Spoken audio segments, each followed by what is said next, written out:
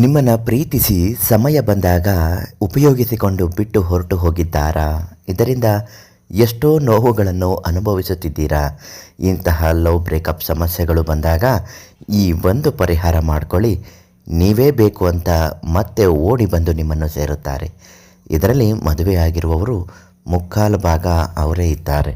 ಇಂತಹ ತೊಂದರೆಗಳಾದಾಗ ನೀವೇನು ಮಾಡಬೇಕು ಅಂತಂದರೆ, ಮೊದಲನೇದಾಗಿ ಪಂಡಿತ ದೈವಜ್ಞ ಗುರುಗಳು ಶ್ರೀ ಶಿವಾನಂದ ಗುರೂಜಿ ಹೇಳಿಕೊಟ್ಟಿರುವ ಹಾಗೆ ಈ ಒಂದು ತಂತ್ರವನ್ನು ಅನುಸರಿಸಬೇಕು.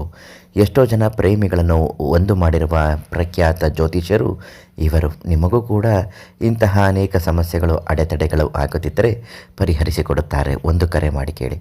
ಅರಳಿ ಮರದ ಕಡ್ಡಿಗೂ ಮತ್ತು ಬೇವಿನ ಮರದ ಕಡ್ಡಿಗೂ ಹಳದಿ ದಾರವನ್ನು ಬಿಗಿಯಾಗಿ ಸುತ್ತಿ ಗಂಟು ಹಾಕಿ ಕಟ್ಟಿದ ನಂತರ ಅದನ್ನು ತೆಗೆದುಕೊಂಡು ಬಂದು 32 ಕರ್ಪೂರವನ್ನು ಕುಟ್ಟಿ ಪುಡಿ ಮಾಡಿ ಬಂದಂತಹ ಪುಡಿಯನ್ನು ಮೇಲೆ ಉದುರಿಸಬೇಕು. ಯಾವುದೇ ಒಂದು ತಂತ್ರ ಮಾಡುವಾಗಲೂ ದೈವ ಅನುಗ್ರಹ ಪ್ರೇರಣೆ ಆಗಬೇಕು. ಯಾವುದೇ ಒಂದು ಕೆಟ್ಟ ಶಕ್ತಿಗಳು ಅದಕ್ಕೆ ಆಕರ್ಷಣೆ ಆಗಬಾರದು ಅಂತ ಒಂದು ನಿಂಬೆಹಣ್ಣನ್ನು ನಿಮ್ಮ ಮುಖದಿಂದ ಕೆಳಗೆ 9 ಬಾರಿ ಇಳಿಯನ್ನು ತೆಗೆದು ಹೊಡೆದು ಹಾಕಿಬಿಡಿ. ತದನಂತರ ಈ ತಂತ್ರವನ್ನು ಪ್ರಾರಂಭಿಸಬೇಕಾಗುತ್ತದೆ.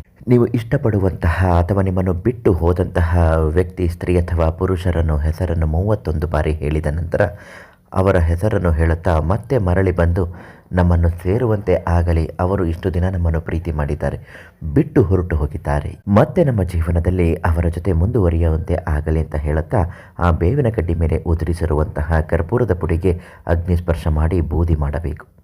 ಬಂದಂತಹ ಬೂದಿಯನ್ನು ನಿಮ್ಮ ಹಣೆಗೆ ಹಚ್ಚಿಕೊಳ್ಳಿ. ಅವರ ಜೊತೆ ಮಾತನಾಡಿ. ಖಂಡಿತವಾಗಿಯೂ ನೀವು ಹೇಳಿದ ಹಾಗೆ ನಿಮ್ಮ ಜೀವನದಲ್ಲಿ ಅವರು ಮತ್ತೆ ಮುಂದುವರಿಯುತ್ತಾರೆ. ಪಂಡಿತ್ ಶಿವಾನಂದ ಗುರುಗಳಿಗೆ ಒಂದು ಕರೆ ಮಾಡಿದರೆ ನಿಮ್ಮ ಸಮಸ್ಯೆಗೆ ಸಂಪೂರ್ಣವಾಗಿ ಪರಿಹಾರವನ್ನು ತಿಳಿಸುತ್ತಾರೆ.